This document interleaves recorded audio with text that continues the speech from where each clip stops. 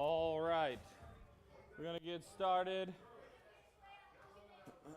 So go ahead and find your seat. I do have handouts.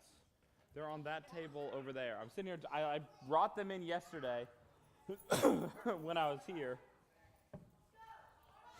and now cannot find them. I do have handouts.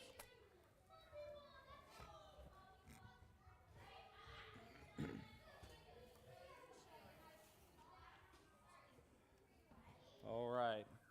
Miss Amy has got the handouts, so as the tiny humans are leaving, grab a handout and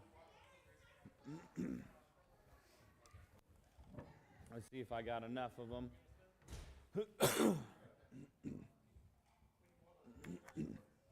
Hey, there's pens up here if you need them.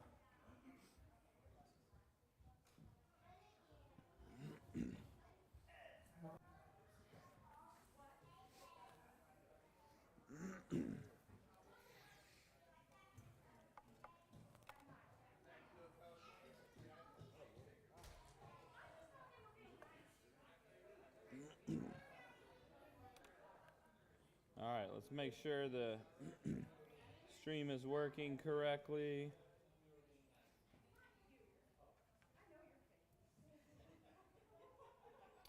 Maybe.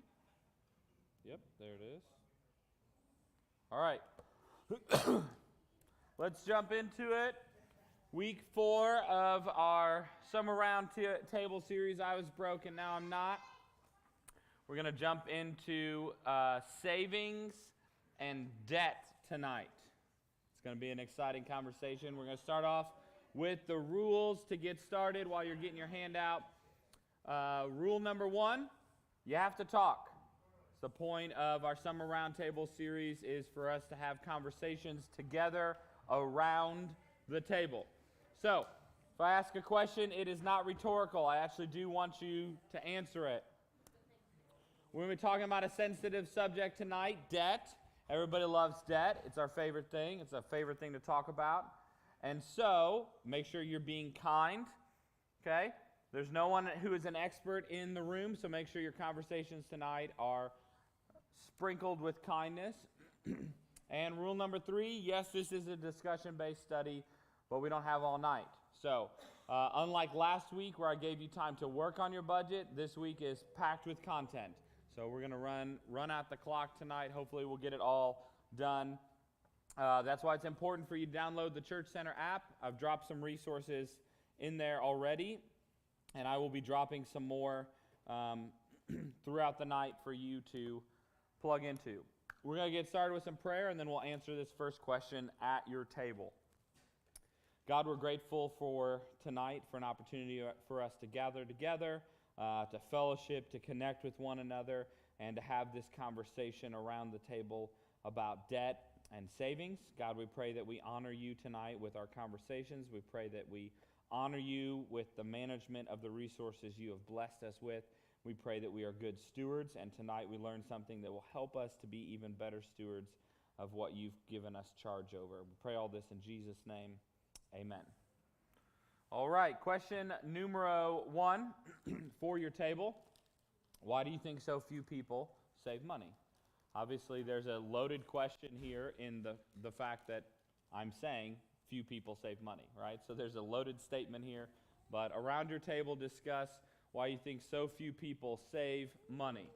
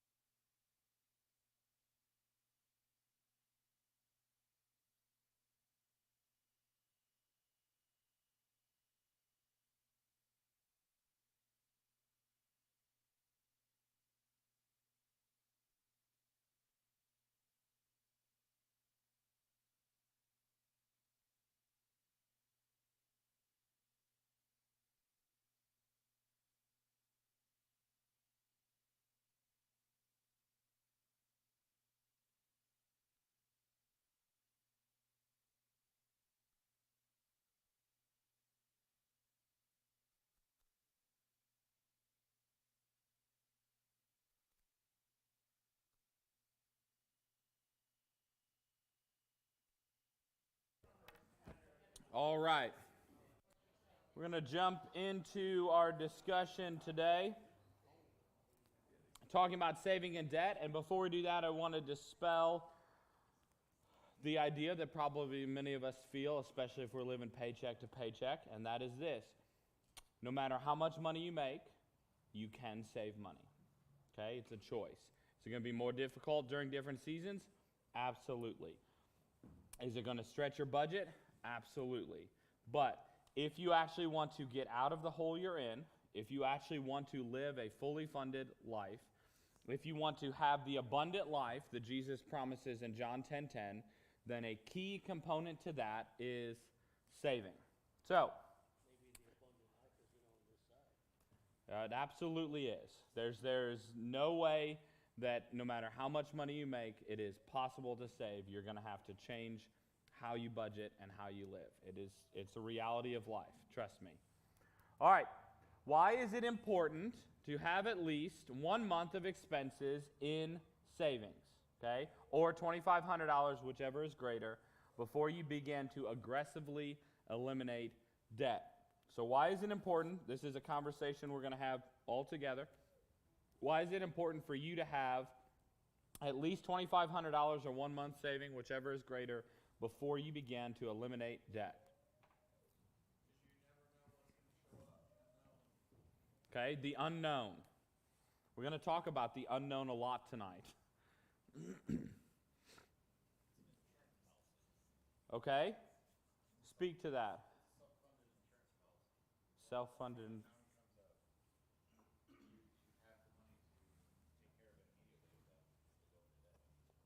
Okay? So we're... Go ahead. I was going to say, so that, I could wreck my car on the way home tonight and not be able to work and not have enough leave to cover that. Hopefully that doesn't happen. Right. For many ways. Someone bring her a board so that she can knock on it. Right? Yeah, so you don't know what's happening. Anything could happen. Okay, so we're 1 month into this discussion. Okay? I want to, by show of hands, either good or bad, raise your hand if something unexpected happened to you this month that affected your finances. Good or bad? Okay? All right, so many of us had something happen that we did not expect that affected our finances. Some of it was probably good, some of it was probably bad. The reality is, every single month you're going to experience something that you didn't plan for, that you didn't expect. That's why it's important for you to have some savings. Now, if you've not already achieved rung number 2, what do you need to do in order to achieve this goal in the next 90 days, right?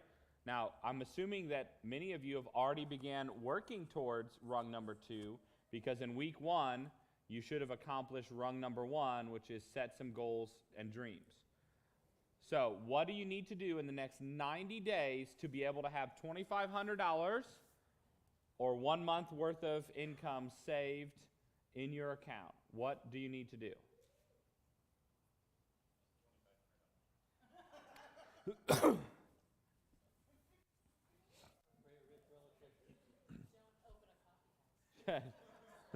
Small business is eating up the money.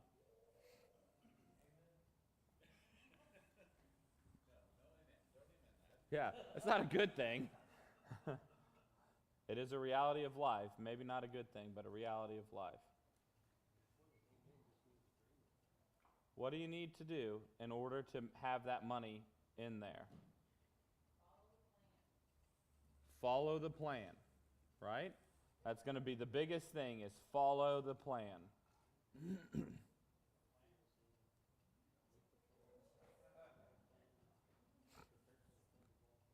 All right.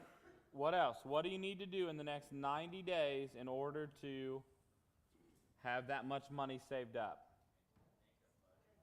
Okay, make a budget. I'm hoping that all of you have a budget.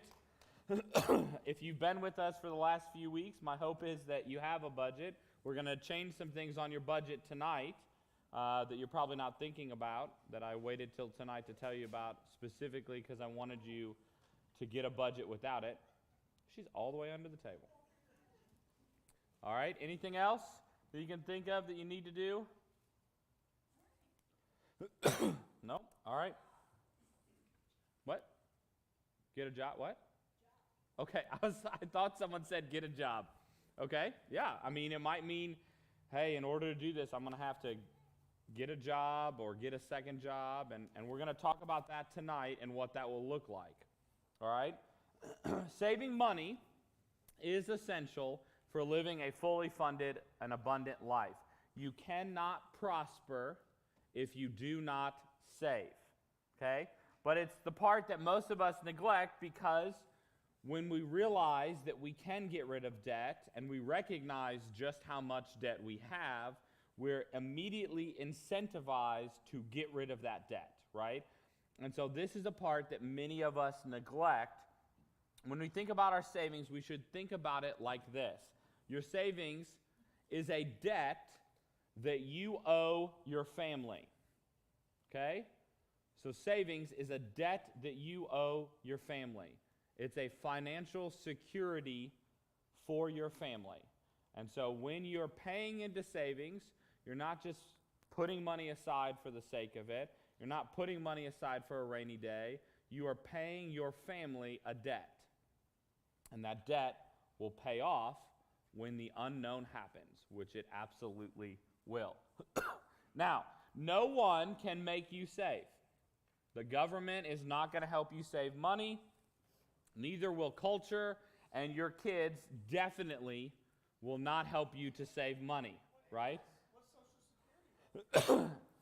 You have to be diligent to prioritize saving if you want your family to thrive. All right, so I want you to grab your Bible. We're going to be in the book of Genesis for a little while this morning, or this evening. Man, it's not Sunday morning, it's Wednesday night. We'll be in the Bible for a little while. I want you to turn to Genesis chapter 37. And I want to give you an example that you probably haven't thought about in this term.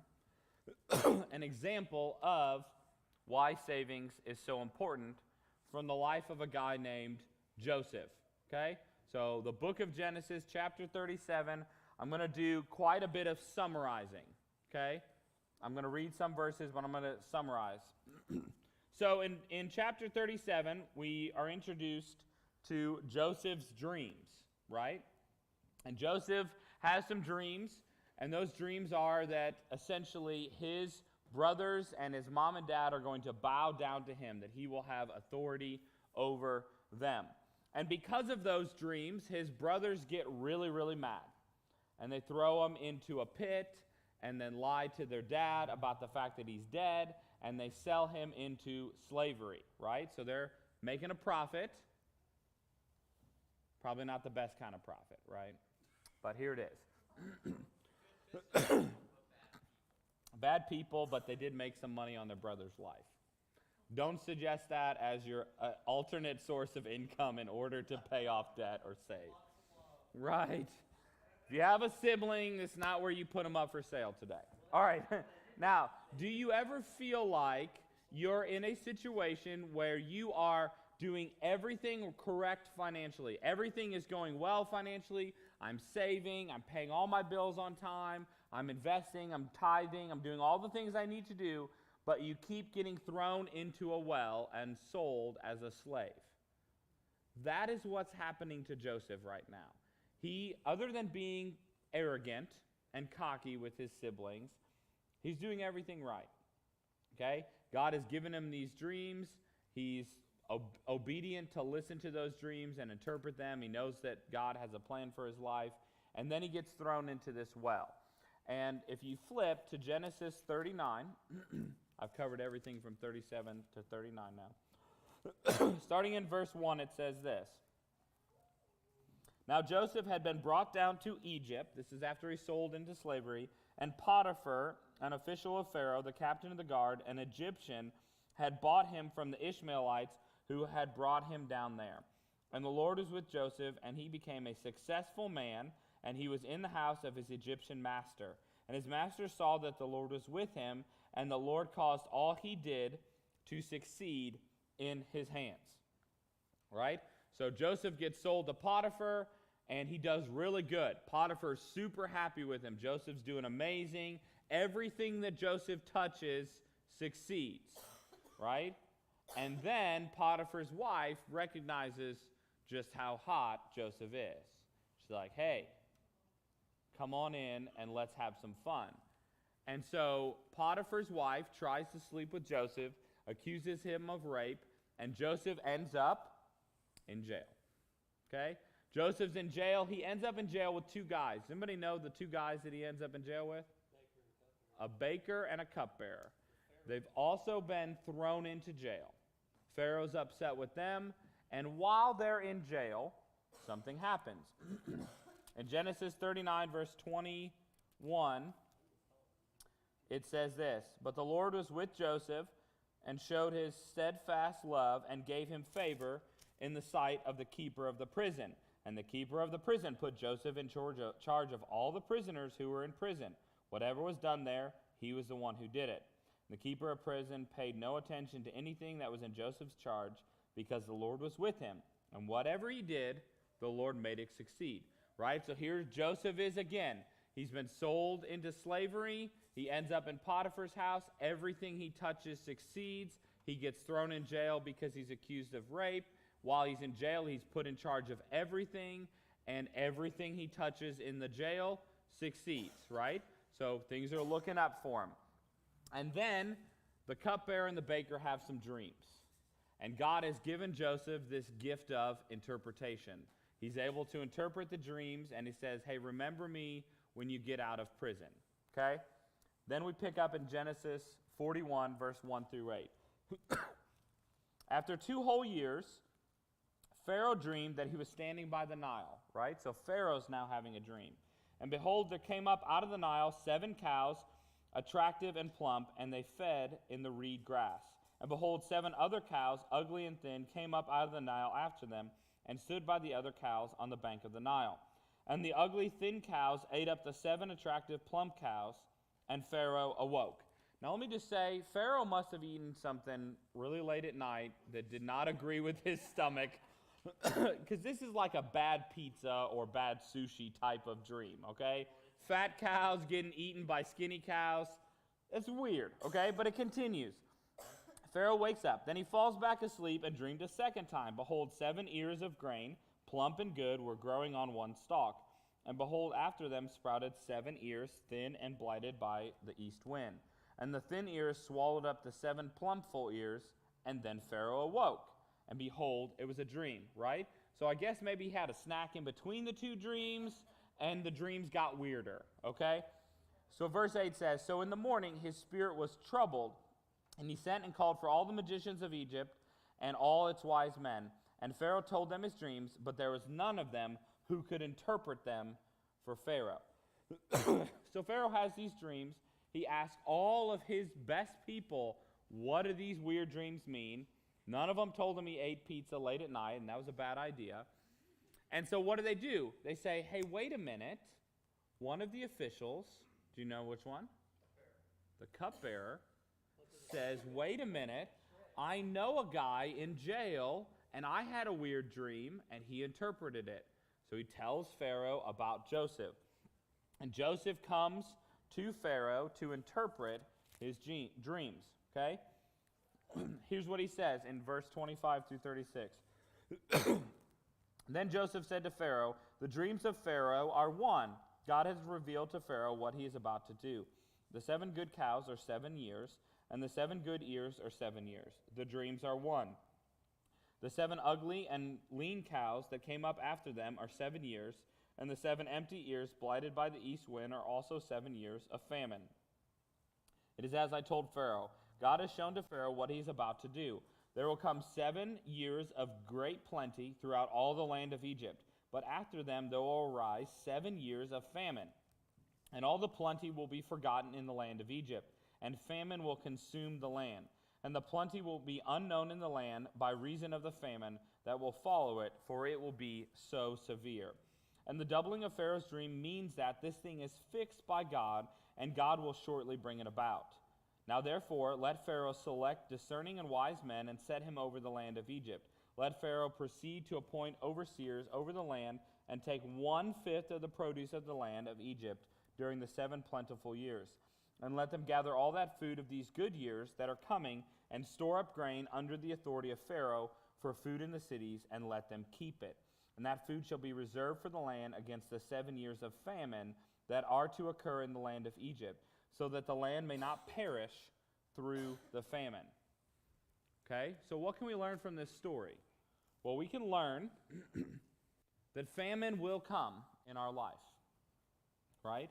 We can learn a principle from Joseph's life, and that is this: the time to save money is when you are making money, right? So if you're in a famine season of life, your savings is going to change. If you're in a plentiful season of life, then you need to save money and be prepared for the famine that will inevitably come.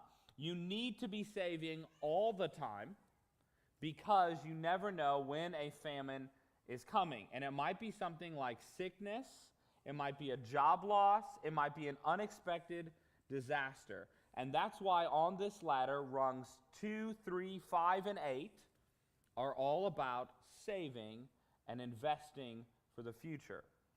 Now, there's 3 main reasons that we need to save money, and I apologize because those are in this section of your notes, and they're also right down here, okay? So they're double printed on your notes. I guess it's really important that you know these 3 main reasons to save, or my fat fingers just typed it twice. So there's 3 main reasons to save money, okay? The first one is unknown, unexpected, unplanned emergencies, okay? Unknown, unexpected, unplanned emergencies. Life is going to happen, and you need to be prepared. If you're not already standing on rung number 2, which is saving 1 month of your income, or $2,500, whichever is bigger, then you are at a huge risk of creating more debt. But the financial stress of these unknown, unexpected, unplanned emergencies can be completely eliminated if you have savings, okay? In fact, life experiences like a broken car, medical bills, and things like Christmas in December, because Christmas comes every December, and you're probably going to buy some gifts for people in December, okay? Every December, Christmas will come. And so these things are only emergencies if you have not yet saved for them. And I'll explain what that means in a moment. If you do not have an emergency buffer fund, then every problem that you have in your life will also create a money problem for you, right? Get a flat tire? That's not just a flat tire, it's a flat tire and the cost of a new tire, or the cost of a patch, right? Get in a car accident, total your car, it's not just the cost of fixing all of that, it's a whole new car that you're going to have to figure out how to find money in your budget for, okay? Now, the next reason why you need to save money is known upcoming non-monthly expenses, okay? Known upcoming non-monthly expenses. These expenses should never be a surprise to us, but they always seem to be one, okay? The key is to save for these expenses out of every paycheck, or at least every month. And I'll explain what that means in a moment. Saving for these known expenses will make your budget more complicated. But planning now is better than waiting to pay them all in 1 month, i.e., Christmas is coming in December. In 6 months, you will need to give someone a present, even if that someone is you, okay? So, you need to plan for those things. That is a known, upcoming, non-monthly expense, okay? This type of savings is similar to an escrow account, okay? How many people have a mortgage, right?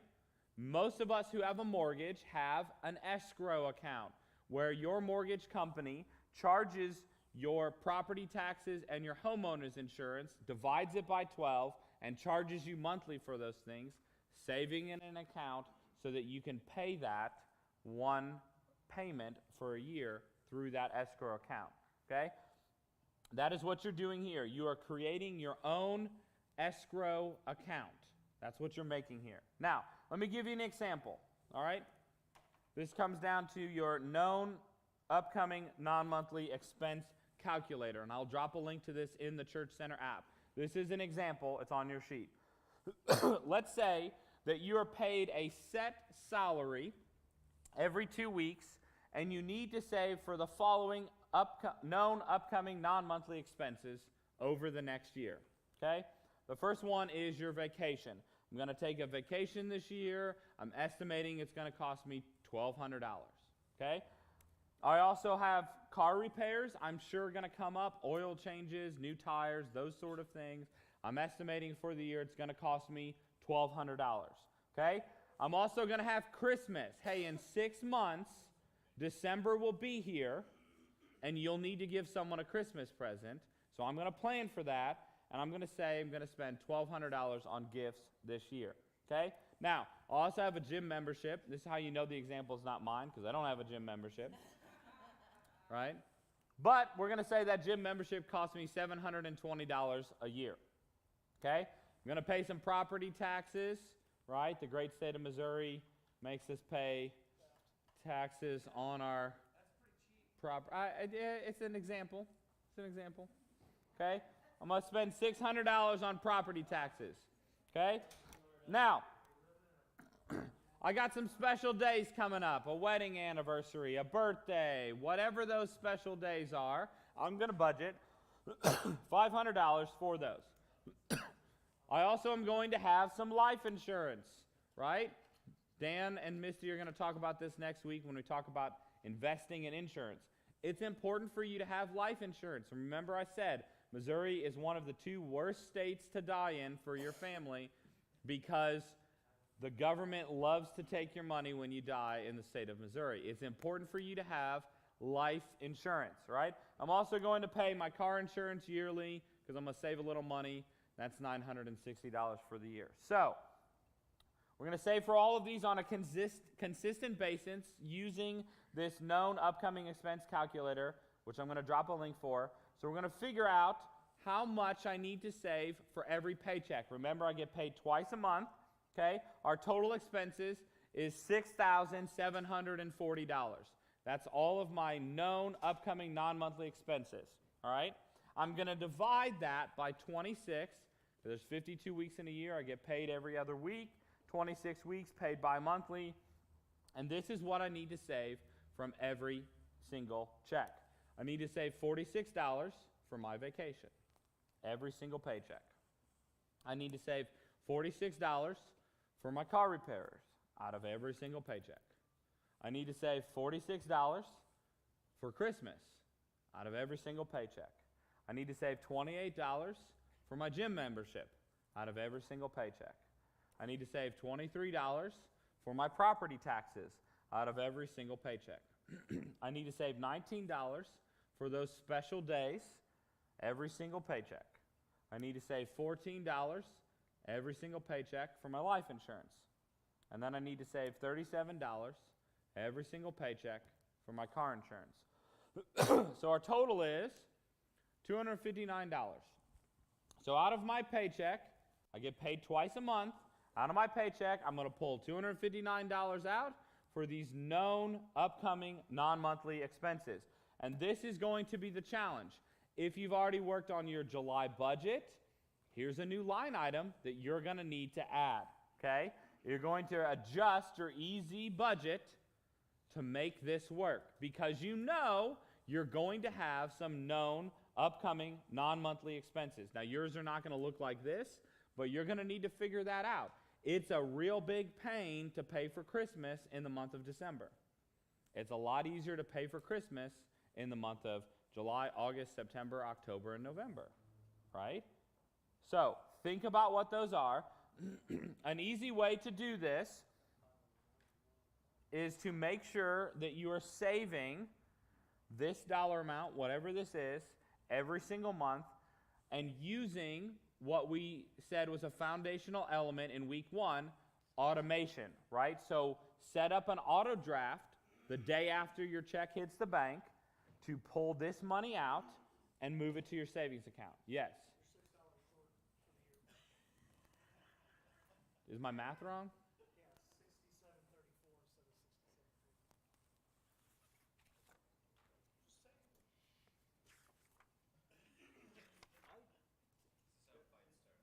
Just saying. It's not my math, it's his. I blame it on him.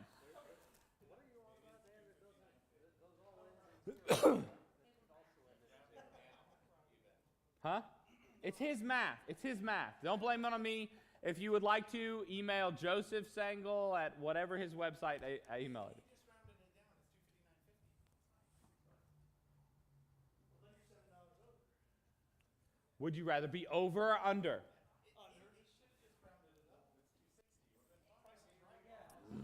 Well, I can't help you, all right? I didn't come up with the example. I just shared it with you, okay? At least someone's doing the math. Okay. Now, it's going to take you a few months to adjust to paying for these known upcoming non-monthly expenses. But it is something that you're going to do, and it will become like everything else in your budget once you actually begin to do it. This? Just doing this is huge. Yeah. And you set up a separate bank account, direct deposit into that. You have that option. I have. I'll show you. You don't get to see how much my bank account has in it. But I'll show you. I have a bank account. Of course, it's not working now. So I have a bank account on this app, and it is called, there's 36 cents in it. $5.36 in it right now. Known upcoming expenses, right? I've created a separate bank account. I've labeled it, so now I can start moving money over into this bank account. That's all it's for. Yeah, I've done this for years. And once you actually spend the money, then you begin saving for the next year, right? Because Christmas is going to happen every single 12 months. It's gonna happen. Just giving you, hey, and you're gonna have a birthday, and so is your wife, and so is your kids every 12 months. Tell you what, well, I guess I do things differently. I realize I've not done this before, but I like buy presents every month. Instead of it being something I'm saving for and buying all at once, Right, and I'm buying as I go. so you are doing that. You're just putting it in escrow and tangible items. You're still planning to spend whatever you're going to pull out per month on Christmas. You're just physically buying the gift instead of having it sit there. Still, same principle still applies. Just don't overspend. It still needs to be part of your budget. If you're going to pull out $100 a month for Christmas, don't spend $150 that month on presents, because you're going to get yourself in trouble. So same principle, whether it's tangible money in a bank account or a physical asset for something like Christmas. It's totally fine. Did you have something, Preston? Okay. All right. The next thing is 3 main reasons you need to save money. Funding your dreams. We all have dreams. And like I said, I hope by now you've written down your dreams on rung number 1 of your ladder, and you know what your dream is. But how much is it going to cost you to achieve those dreams? That's a different question. Dreams cost money, sometimes lots of money. Most people will spend most of their life chained down to debt with no savings because of that. And they will never accomplish their dreams. They'll live paycheck to paycheck. They'll go deeper and deeper in debt. They'll have no savings, and because of that, they will never realize their dreams. Okay? Now, when you focus on saving, it also prevents debt. Saving money helps prevent debt, which is what we're going to talk about next, right? Anybody have any questions about saving before we jump into debt? Perfect. Okay. So, when you save money, it helps prevent debt. Here's the next question. How can saving for these expenses every paycheck eliminate these items from becoming budget-busting experiences? Expenses. I've already answered the question. I might have. Anybody have any other thoughts on saving for these? Right. It's not an emergency because I know Christmas is coming, and I'm trying to give you all a heads up. Christmas will be here. If any of you don't have money, if you've sat in this room tonight, this year, in 6 months, it will be here. So if any of you in this room do not have money to buy at least one present, then you didn't listen this session because you know it's coming. Well, then you don't have to save for it. Save for something else. July, August, September, October, November, December. 5 months and a few days. Yeah. So get to it. All right.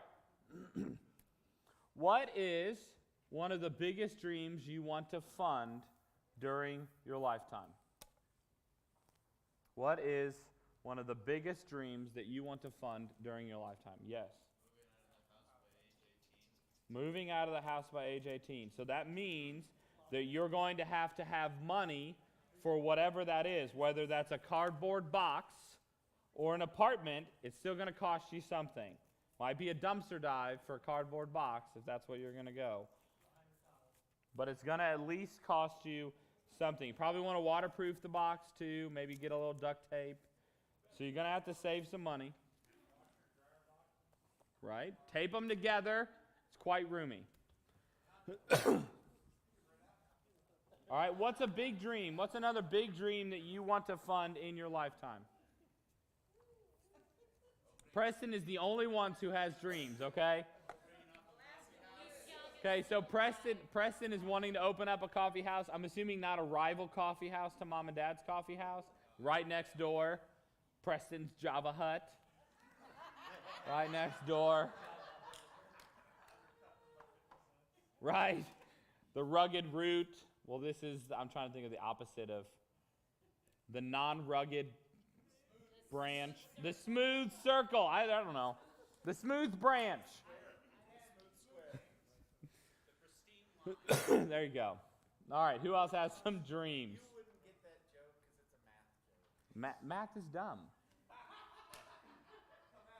I'm always looking for reasons to throw a math insult in there. Yes. Owning your own horse, right? Do you know how much a horse costs? $56. Hey, I can buy a horse at the Dollar Tree, and it comes with a saddle and a little girl I can ride around on.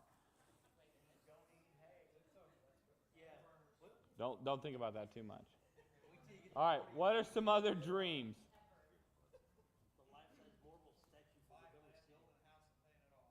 Buying land, building a house, paying it off. Hey, and I'll share at the very end, I actually sat down this week and I calculated all of these things. I used this known upcoming expense calculator and the next calculator that I'll show you at the end. And after I realized what it's going to take for me to achieve some of those things, it's actually a lot easier than I thought it would be. My kids will be 13 by the time I am fully debt-free in every capacity if I stick to the plan. So it's important for you to actually write down these things because you might realize that it's not as overwhelming when you actually sit down and do the math. Any other dreams anybody's got? Yeah, A I life-size marble statue of you. Well, for the 4-way. you're going to have to save some money for that. It's going to cost a lot of money to make that happen. Part of the thing I struggle with is some of the dreams I have are God-sized dreams, and I don't know how to put an expense on that. I know there is one, but I don't know how to, put a dollar amount on that. Right? It's not. Part of me doesn't want to limit where he wants me to go because he's provide that resource when time is right. But at the same time, I mean this is one of the things I'm struggling with some of this. Is because some of the dreams I've had that I've shared with you is a big one. Right. Because it's not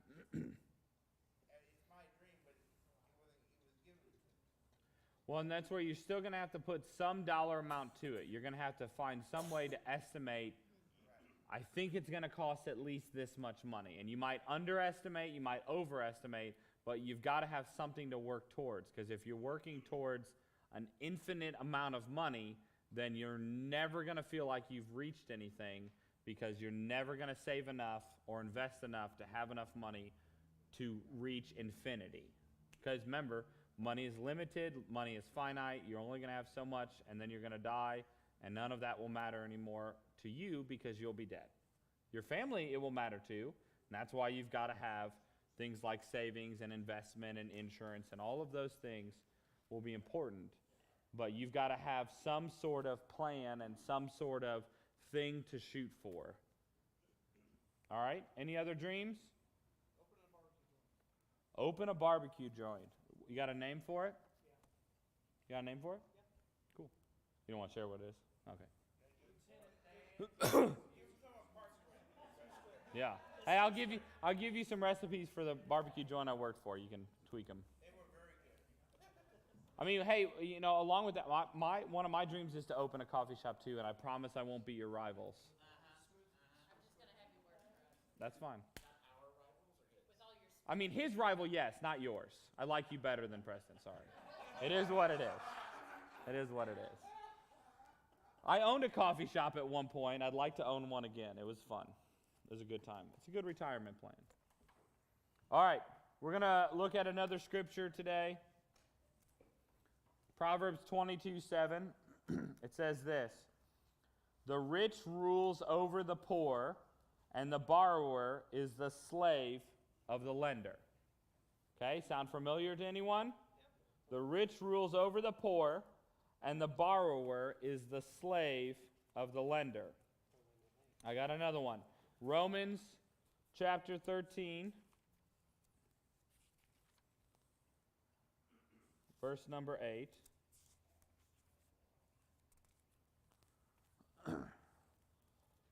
All right. I'm going to talk about Proverbs 22:7 first.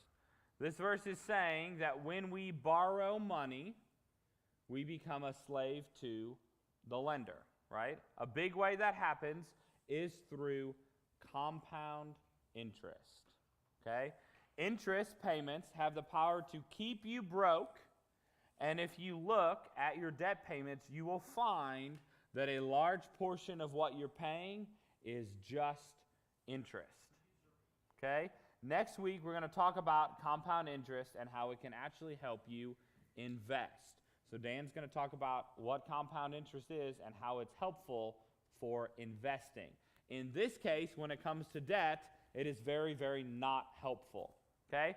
Romans 13:8 says, "Owe no one anything except to love each other, for the one who loves another has fulfilled the law." So this verse is telling us that our goal should be to eliminate all of our debt except our debt to one another to love. So the question is this: if you have a debt or have had a debt in the past, what does it feel like to be a slave to the lender? Well, living paycheck to paycheck, you work just so you can pay your debt, and therefore all you're working for is debt. It's like you're working for the bank because you're just paying that minimum. Well, and here's one of the things. I couldn't get a thing of my own because of the student loan that I have. It's, you know, I couldn't get a loan for something else, for something like that. Because your debt to income ratio is too high, Yes. right? So you have too much debt compared to your income. No one's going to give you a loan because you'll default on the loan because you don't make enough. Yep. Any other thoughts on what it feels like to be a slave to the lender?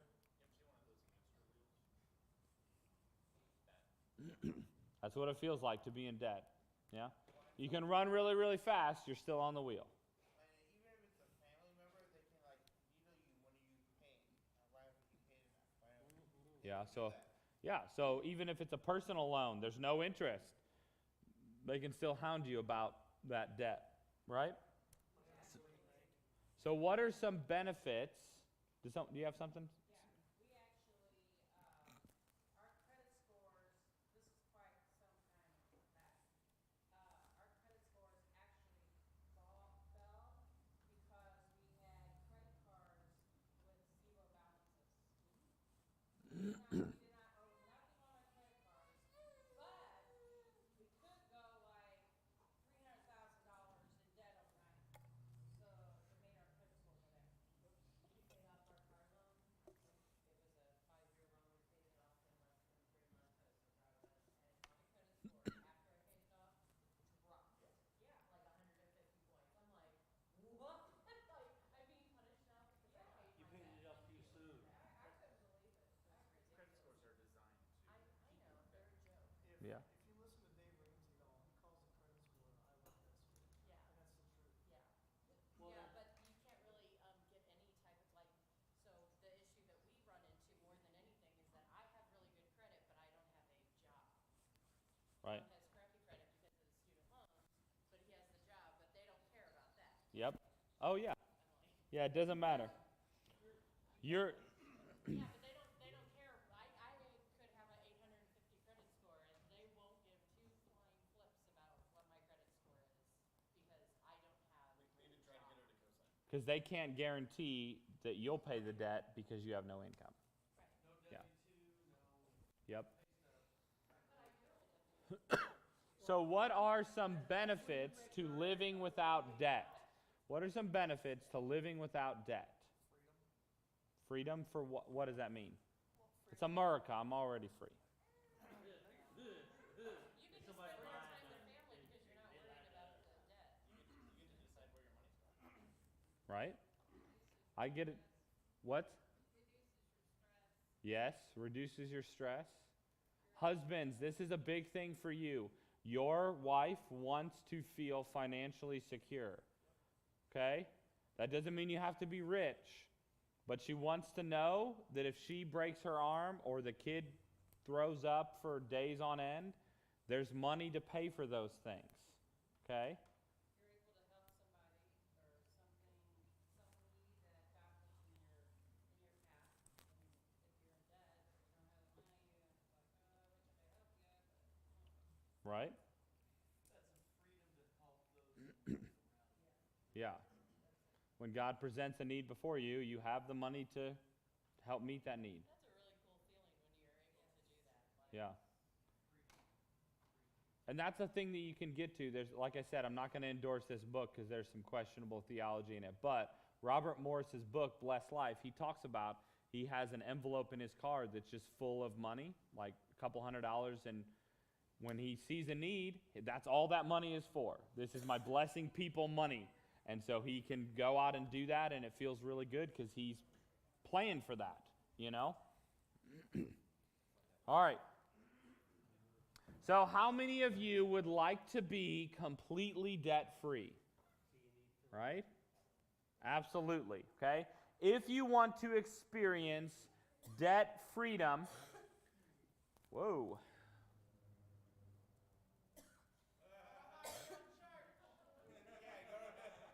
Go to yeah. Thank you for the plug. Hey, Tom. All right, I don't know what happened here. Hang on. Or how I just skipped ahead to the very end. give her All right, here we go.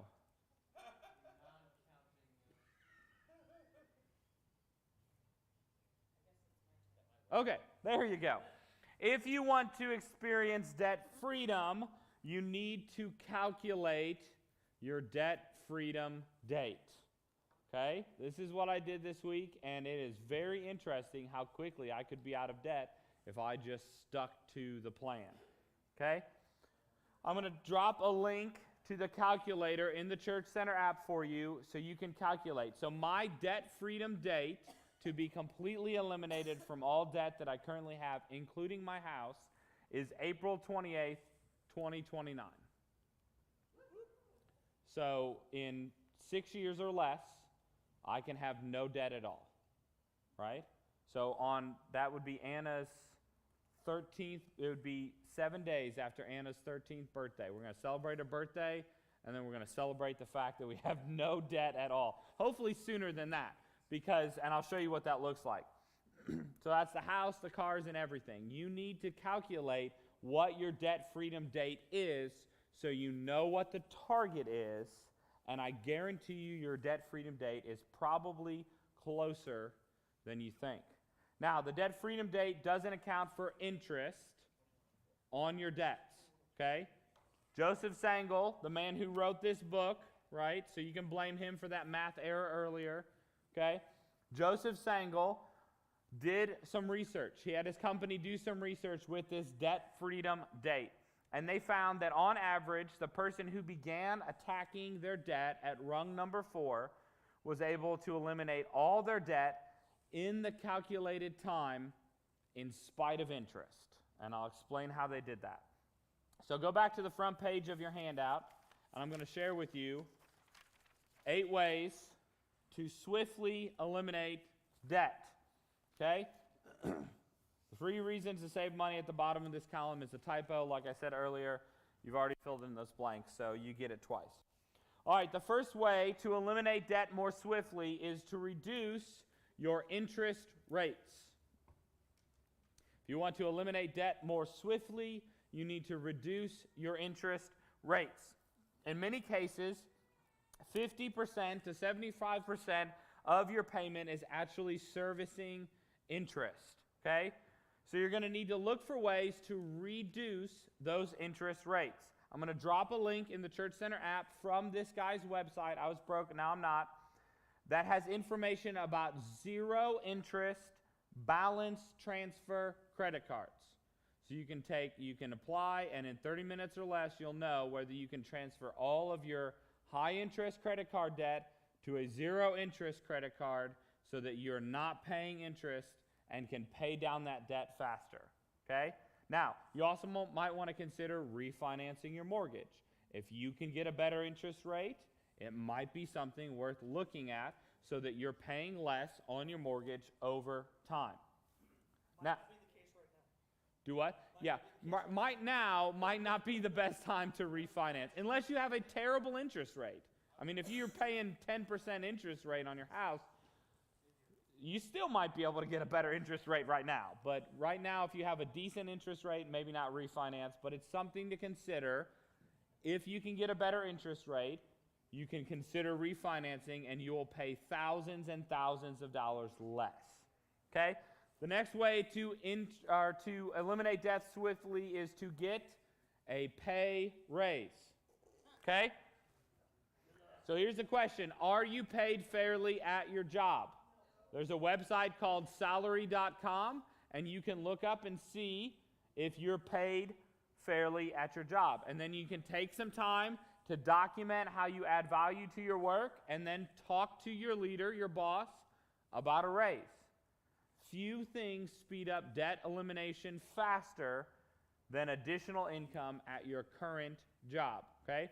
So this is an option. Might not be the option for you, but it is an option if you're going to eliminate debt swiftly. Another debt elimination trick is a tax refund, okay? Now, no one wants to pay more taxes, right? Does anybody like to pay taxes? Because if so, you can pay some of mine, right? No one likes to pay taxes, and a tax refund might actually just be a no-interest free loan to the government, but for many of us, it's actually a forced savings account that can be used to eliminate debt, okay? It's one way you can eliminate debt. You can also apply for a bonus. Any bonus you have at your work, you can apply that to your debt to speed up the process. And then any future bonuses you might get can be used to fund dreams instead of paying off things from the past. So I'll give you an example of how a bonus could help. Kelly got a bonus from her job. She got a pay raise and a promotion and got a bonus as a result of it. The way her company pays bonuses is they pay it through gift cards. So they put a certain dollar amount on your account, and you can buy from this website whatever gift cards you want. She bought airline gift cards to Southwest, and the trip that we're taking next week, we're paying no lodging and no airline fees. So all we're paying is food and fun on the trip, all because of a bonus, right? So think about creative ways that you can use something like a bonus to help you eliminate debt. If you commit to creating and sticking to an easy budget, you can actually find money from better budgeting that you can apply to debt. Okay? Now, this next one is super easy because I guarantee all of us have things that we probably don't need anymore. So you can sell some possessions. Okay? Are there things that you don't use or don't want that you could sell? Selling these things not only frees up your space in your house or in your garage, or maybe even eliminates a storage unit, it also eliminates stress, and it can speed up your climb on the ladder. Siblings? You cannot sell siblings. Do not take that from Joseph's example, okay? Don't take that. Now, these next two things you'll see on your paper have 2 red stars on them, the next 2 blanks. Not a bad idea, you said selling kidney, but you can sell your blood platelets and you can make some money off of that. You can make some real good money on blood platelets. Think about if you're willing to do. $75,000. I am not willing to do needles, so that's a no-go for me. Now, these next 2 things have a star on your paper for a reason, and that is because I'm going to say them with a caveat, okay? They only work if you will commit to use them in the short term to kill debt. Life is short, and you should not spend it all the time working. But in the short term, if you want to eliminate debt quickly, you can work overtime, okay? If your job has the ability for you to work overtime, it might be something worth considering in the short term. Working extra hours at your current job will increase your income and speed up your debt reduction process. If overtime is not an option for you, you could also get an extra job, okay? Or you could start a small business, but it's going to cost you some investment on the front end, right? This is not forever, okay? But flipping burgers and delivering pizza might be what you need to do in the short term in order to eliminate your debt. And it will help you move up the ladder faster and create more margin in your life. Remember, these are short-term commitments, not long-term commitments. You do not want to spend your whole life just working and miss out on all of your family and all of life experiences. You've gained nothing if that's what you end up doing. Okay? Now, if you're going to stick... On that overtime, I'd be careful with that, because if you work over 8, normally if you work over 8 hours of overtime, it will kill your paycheck. Well, that's something you're going to have to calculate on your own. If you I'm just saying. if you have the ability to work overtime. Then you get it at the end of the year. Yeah, but In your government, no interest paid government free savings account. yeah, but your monthly budget can. So you're going to have to calculate whether it's worth it. It'll never be, if you work overtime, it'll never be, your paycheck will never shrink. It'll only grow. So, something you need to consider. If you will stick to eliminating debt, many people will pay off their debts in 2/3 of the time calculated on your debt freedom date. The key to eliminating debt is to determine what you have and to make a decision to change your focus. The fastest way to eliminate debt is by using the debt snowball method. Okay? Now, I'm going to tell you there are 2 schools of thought when it comes to eliminating debt. One strategy is to focus on the highest interest rate debts first. Okay? The other strategy is to focus on the smallest balance owed first. Both of them work. Okay? You can get out of debt by focusing on high interest payments first, or you can get out of debt by focusing on lowest amount owed first. Okay? But I found that the debt snowball is far more encouraging. Okay? because those high interest ones are probably big ticket items. And so the debt snowball will let you pay off one debt, which will let you feel good about the fact that you paid off debt, and will then put that money towards another payment, and then the next debt gets paid off, and you feel good, and the process moves faster because you are getting a small win every time you eliminate one small debt. Okay? So both ways work. I found that the best way to eliminate debt is this debt snowball method. Now, the debt snowball method does not work if you continue adding more debt. Okay? I know that sounds self-explanatory, but if you're paying off debt and you're still swiping your credit card, this method will not work. Okay? The goal is to climb out of debt, but if you keep digging your hole deeper, you'll never reach the top. So, here's how the debt snowball works. You're going to pay the minimum on everything except for the smallest debt. And then you're going to attack that debt with any extra money that you have. Okay? You're going to pay the minimum on everything except for the smallest debt, the smallest amount owed, and then you're going to attack that one with every extra dollar that you can. Okay? Now, when you begin this method, there are a few steps that you need to take. Okay? First, I know that's hard to read. First, you need to restructure your high interest debt to lower interest rates, right? I said you got to lower your interest rates if you can. Okay? Then you're going to list all of your debts from the smallest amount owed down to the largest amount owed. Then you're going to pay all the minimum payments on all of your debts except for the smallest amount owed, and apply all additional money to that smallest debt. And when the smallest debt is eliminated, then you're going to take that monthly payment you're paying for that debt, and you're going to add it to the monthly payment you're making for the smallest remaining debt. Okay? And then you're going to continue this process with intense focus until you are debt-free. All right? So I'm going to give you an example. It's in your handout. We're going to walk through it. I'm going to show you exactly how it works. Okay? So the debt freedom calculator is where you're going to be. We're going to calculate. What's up? Yeah, it's not my math, it's Joseph Sengel's. Remember, you can write him at josephsengel at whatever his website's name is, .com. Okay? So we're going to look at our debt freedom calculator as we wrap up for the night.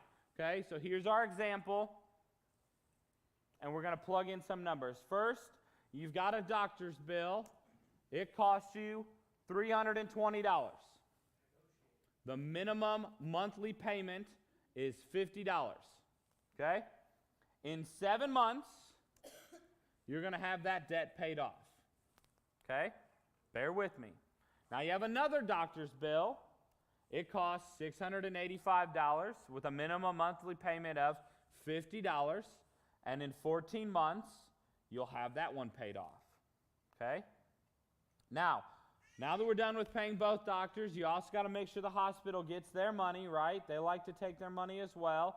That's $1,300 and have a minimum monthly payment of $50.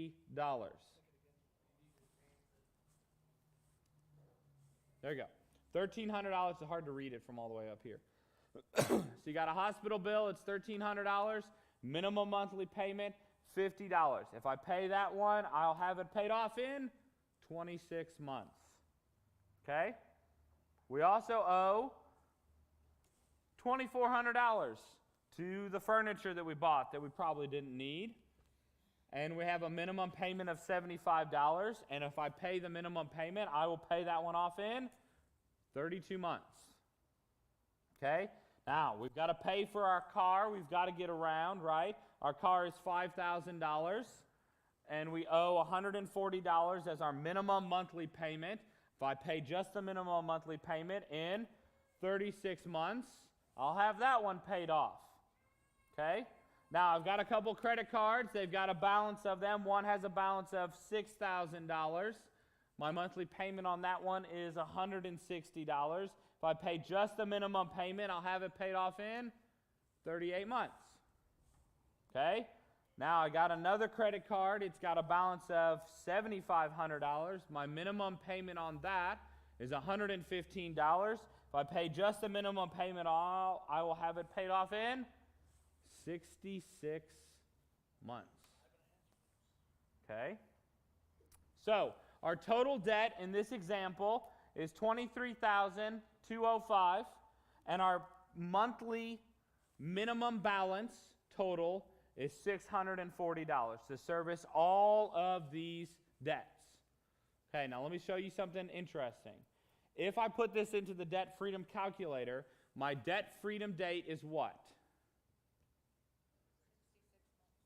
Wrong. Here's how it works. My debt freedom debt is actually 36 months. Okay? Now you're saying, why is that? It's called the debt snowball effect. Okay? Now watch. I want you to see this. I'm going to take the debt, and I'm going to pay my minimum monthly payment on doctor number one, $50 a month. In 7 months, I'll have that one completely paid off, right? Now I'm going to take that $50 I'm already paying, and I'm going to apply that to doctor number two. So now I'm paying $100 a month, and instead of 14 months, I'm going to have that one paid off in 11. Okay? Now, I've paid off that one in 11 months. I'm going to take that $100, and I'm going to apply it to the hospital bill, right? I'm paying $50, so now I'm paying $150. I'll have that one paid off in 16 months. Okay? Now I've got that one paid off. I'm going to take that $150. I'm going to apply it to my furniture. I'm already paying $75 a month for that one. So now I'm paying $225, and instead of 32 months, I'll have it paid off in 22 months. Okay? Now I'm going to take my $225. I'm going to apply it to my car payment. I'm already paying $140 a month. Okay? And instead of 36 months, I'll have it paid off in 28 months because I'm making $365 a month payments, right? So all the above debts are already paid off. Now I'm going to take that $365. I'm going to apply it to the $160 that I'm already paying to that first credit card. And instead of 38 months, I'm going to pay that one off in 31 months because I'm making $525 payments now. Okay? Now. 3 months later, right? Yes. Yeah, these are progressive. Do you see how the math's working? Everybody understanding? Okay, so I'm 31 months into paying off debt at this point, right? All I have left is credit card number two. It's going to take me 66 months if I only make minimum payments, but I'm not going to do that. I'm going to take the $525. I'm going to apply it to the $115, and instead of paying it off in 66 months, I'll pay all of it off in 36 months. So instead of 5.5 years, I'm paying it off in 3. And that is how the debt snowball works. Okay? So I can continue to make minimum payments, and I can be completely debt-free in 5 years if all I do is make minimum payments. But I also have to pay interest. Now, I don't have to worry about interest if I'm using the debt snowball. Why is that? Because the more principal payments I make, the lower my interest rate is being charged towards the principal, and I'm paying less in interest. So in the end, I will still pay it off faster. This is not including adding any additional money. It's not a tax return. It's not, I got an extra job. I literally just took my minimum payments, and after 7 months, I took the first minimum payment and added it to the second minimum payment and continued to tick down the debt. Does that make sense? It is doable. You checking my math? No, I'm checking Oh. your punctuation. Months to pay off, it shouldn't be Oh, yeah, I don't know why it has an apostrophe. That's my fault. That is my typo. Can't blame that one on Joseph Sangle. Okay? Now, without the debt snowball, we would be in debt for 5.5 years. But with the debt snowball, we are debt-free in 3 years. And all of that is without using any of those 8 ways to eliminate debt more swiftly. Okay? Now imagine if we added extra income to that, how much faster it would go. If I got a second job for, let's say I got a second job for 12 months, and I put all that extra money towards that first debt. It wouldn't take me 7 months to pay off that doctor. I probably could do it in 3 or 4. And every timeline moves up.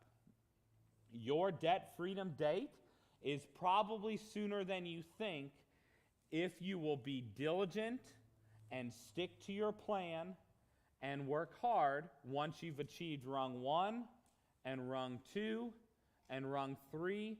When you get to rung 4 and it's time to start eliminating debt, if you will use the debt snowball method, you will cut your debt payments in half over the long term, because it's going to take me less than half as much time to pay off that debt.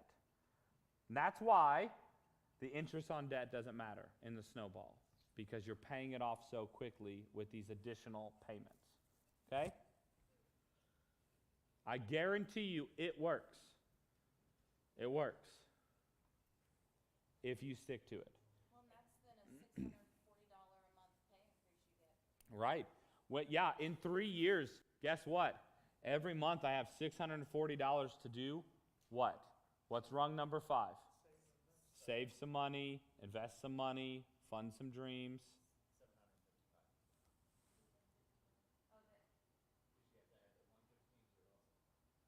No, that's with the 115. Yeah, 525 plus 115 is 640. Yeah, it's afterwards. I just took the 525 and added to the 115. But that's not even including, say you want to sell your car and get a different one. Yeah, So you eliminate $5,000 debt and you pay cash for a beater.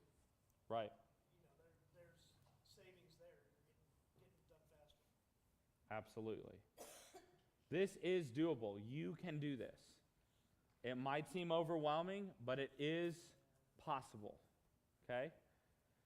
And if you can eliminate all these littler debts, I have $640. What's the next rung? Does anybody remember? After rung number 4, I've eliminated all the debt. What's rung number 5? Invest, moving up to 15% or 30?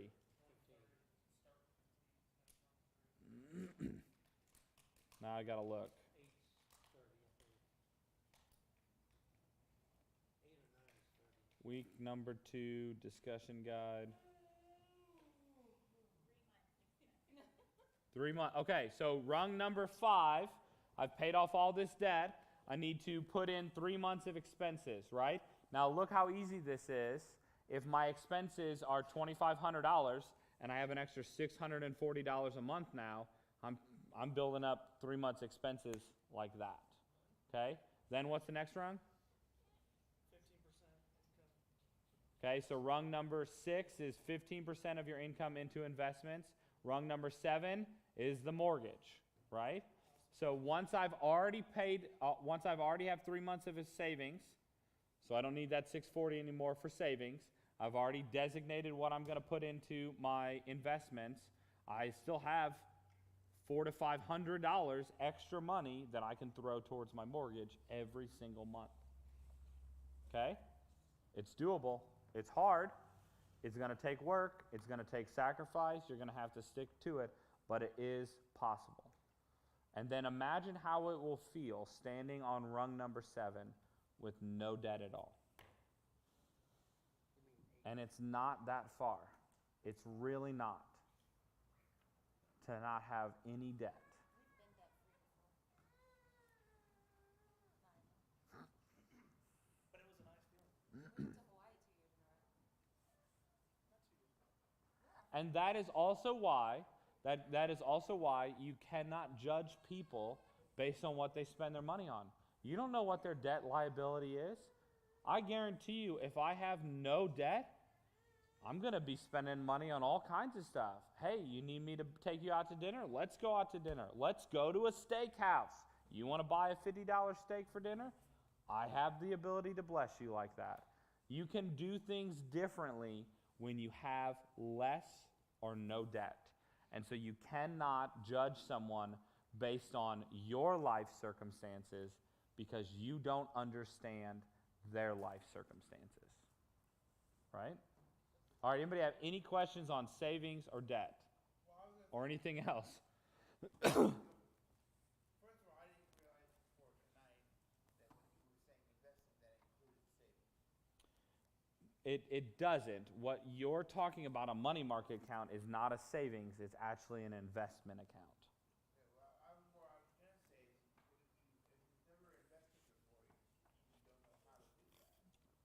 Ask Dan next week. That's what we're going to talk about next week. I'll give you a hint. If you have money in savings and you have more than 3 months' money in savings, okay? An easy way to get started in investing, to not just have money sitting in savings, is to take your savings and to put them into high-interest CDs, okay? My mom is doing this. She has a lot of money because my dad died. She has life insurance that came in.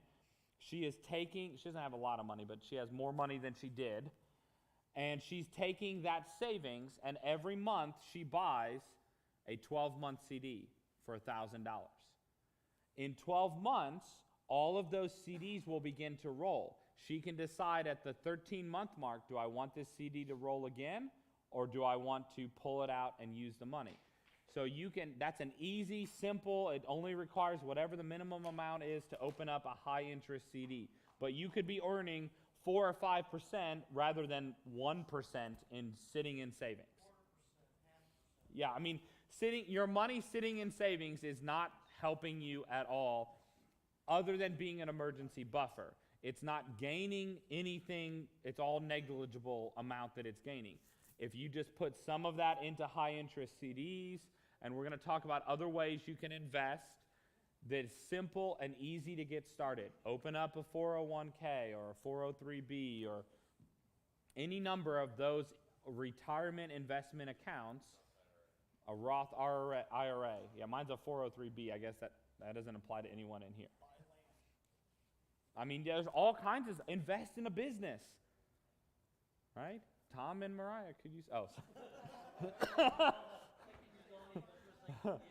I'll give you a loan, but it's going to cost you 2% interest. In perpetuity. And I need 50 cents per cup of coffee in perpetuity. And I want my name branded on the logo somewhere. Robert, Mr. Wonderful. Yes. I'll cut you a deal. Yeah, the sleeve. I want my face on all the sleeves. I'm sure. I was going to say, I'm sure for the right dollar amount, we can make that happen. I'm just telling you, I'm not at that part of my investment journey. Okay, any other questions on saving or debt? I'm going to show you one more thing that should be hopefully sitting on the printer.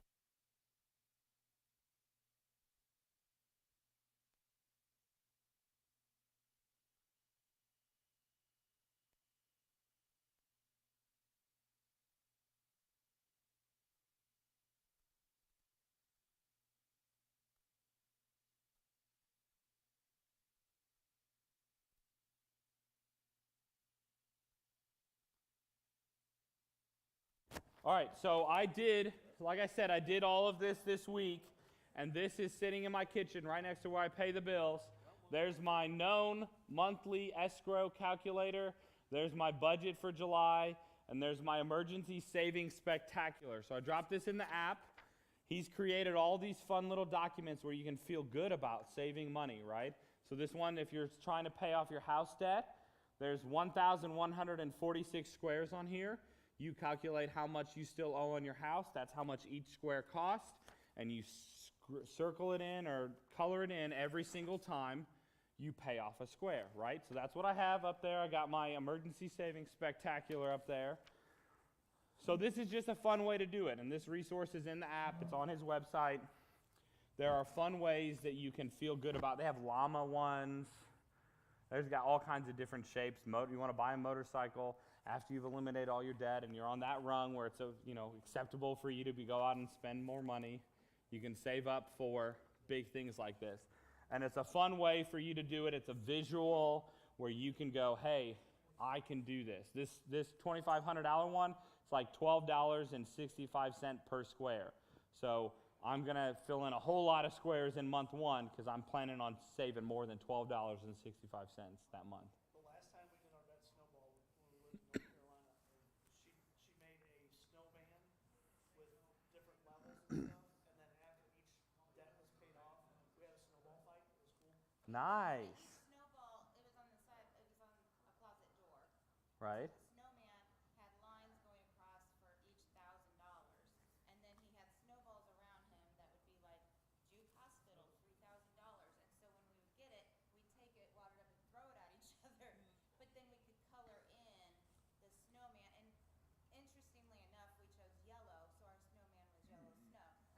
Don't eat the yellow snow. But it gave us that visual, and it was Dan and Misty style. So. Right.